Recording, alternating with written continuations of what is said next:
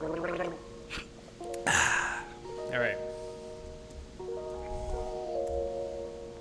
All right. Second episode after Yeah. a hiatus. Yeah, a couple weeks off.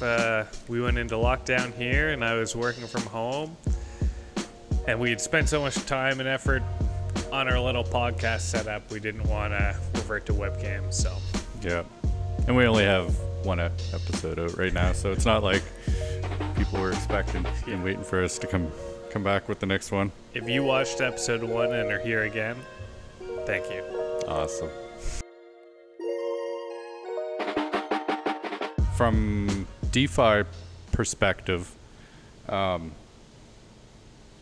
there's not really anything mainstream right now for derivatives. Margin trading would be a derivative activity. Right. So all those futures contracts and margin trading on Binance and But that's other not exchanges, DeFi. That's not DeFi. Right. Yeah. And people would be really familiar, I would think, with margin trading and futures trading. But I guess now that it's getting used in DeFi, I think there's some clear differences in the way DeFi executes those types of contracts compared to a centralized entity controlling those contracts. Yeah. And this is one of the charts that I wanted to pull up before. Let me just... So, I mean, even from this perspective, it's giving you 5 areas of DeFi derivatives. Right. Borrowing, margin trading, perpetuals, leverage tokens, and options. And at the bottom, it highlights the DeFi platforms that are offering each product. Right. So in borrowing, we have Compound, Aave, and Venus. There is apparently a DeFi margin trading, DYDX. I've not heard of that. Interesting.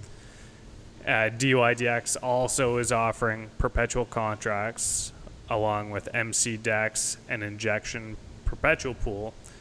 And then we have the areas we're a little bit more familiar with because of Phoenix Finance. Right. The leverage tokens and option trading. Right. So yeah, I mean that's a good segue into FNX, now known as PHX. Phoenix Finance. Yeah. So FNX we were invested in. We were providing liquidity for. Were hacked 3 weeks ago. Yeah, I can't recall the date. May 17th-ish? Something like that. Yeah. Sounds about right. So even just to go back, like, we hadn't heard of Finexus really, but it had good APY Yeah. on WANSwap Zoo. So we started providing liquidity to that pair, WAN Finexus. And we were really, that was where we were reinvesting all of our daily earnings. Because it had really good APY. Because it had the best APY in the platform. Yep. From there, we started learning a little bit more about the offerings Finexus had. And options, again, is not something I've traded on the stock market or in cryptocurrencies. I wouldn't have the confidence to jump in there at this point. Yeah. I know there are big profit potential in trading options, but it's not something that we've sort of ventured into. We're playing it a little bit safer, sticking with DeFi, a lot of liquidity providing at this point. But when we did read about the leveraged tokens, that was exciting to me. Because when we were trying to day trade, we were often trying to learn to trade in a margin like 3 to 5x or even futures 25, 40, 50x. Yeah. Very unsuccessfly. Yeah. A lot of liquidation, a lot of setting stop losses just above liquidation. Which probably has a lot to do with our personalities. Like, it was just so hard to not be emotional about how much we had to be trading with, and our risk reward ratios just didn't stay consistent, I think, throughout the trades. Yeah. So So these leveraged tokens that sort of automatically rebalance and de-risk if the underlying asset's price is decreasing takes all that stress off. Like, we can just be continuing to build that position if the price is going down and not worry about liquidation. Right. So it's something that we are pretty excited about, and we had been waiting for the drop. Then May 17th happens, and someone got a hold of the smart contract, minted over 300 million tokens, and just flooded the market and tanked the price. Yeah. Which I didn't, again, I don't do enough research probably on security, but I didn't realize that was a potential possibility at the time. I don't think it would have been on our radar at all. Yeah. But that being said, their response to the hack, I think it's been great. Oh, yeah. Like their compensation, how they structured the compensation for those impacted by the hack has been as fair as it could possibly be. The silver lining in my mind is just to learn from the experience as a whole. But when you start to take into account investors or traders who started participating in the token after the hack time, I can see both sides of the story as us reading most people's comments in the Telegram group. Most of them being people disgruntled who had made purchases after the hack. And it's such a slippery slope to compensate those individuals, because it is definitely a risk when you trade like that. And that's what they are. I wouldn't call them investors. Like, you are a trader. You're trying to maximize on a price drop. Yeah. And there's a risk associated with that. Yeah. And I think that's a great learning experience for those types of traders, that you need to consider, is this price because it of a hack right crash? now? Yeah. Or should I be looking into the news to understand why it's crashed? Exactly. What has caused this flash crash? Or is it like what happened, the hack, the oversupply, and just the constant decrease of price? And that's the risk reward right there. Like, I can click the button immediately, blindly, and there could be huge payoffs for doing that. Yep. Or it could take some time, and the price could potentially rebound Yep. in the time it takes me to do the research.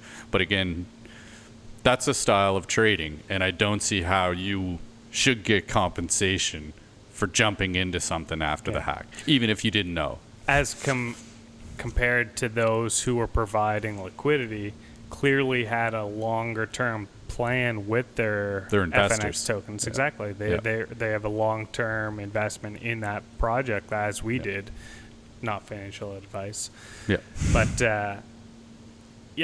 those people, I'm happy with the compensation that they're being given. Super fair, I thought. We're happy with our compensation. We're still very excited about the project. I think the rebrand, probably even more so now, to be honest. Yeah. They've done a great job. Yep. We're just really eager for their platform to launch, to be providing liquidity, to be earning APY on that liquidity. And we've also heard that, as with Zookeeper, there's going to be an NFT component where you can apply a Phoenix card to boost your APY percentage. Yep. I think their plan is to have their new platform launched by the end of the month, and they'll have their options with underlying assets of BTC, F, potentially Maker. But so they'll have their options trading as well. They do plan on having the leveraged tokens go live when their platform goes live. Right. So that'll be exciting. The cool thing about DeFi is that different platforms could achieve the same end goal through different methods. Like how they create the smart contracts for these derivative products could use different protocols, I know not all of them have their own liquidity pools. OPYN here, it says they use the Uniswap liquidity. So they don't have their own. They have access to the liquidity already on Uniswap. And Right. so it is primitive. Right. So there's going to be different methods based on a number of different factors. Currently very focused on DeFi and utility NFTs. Totally. So once this new Phoenix platform is launched, I think we're going to spend a month or two trying to become familiar Yep. with some of these derivative products that they offer. Hopefully we can spin out some like how-to videos. There's just Yeah. shorter clips, just really specific information about the platform. How to trade leverage tokens on Yep. Phoenix Finance. Yep. Like that seems like a great little shorter video for us to do. Yeah.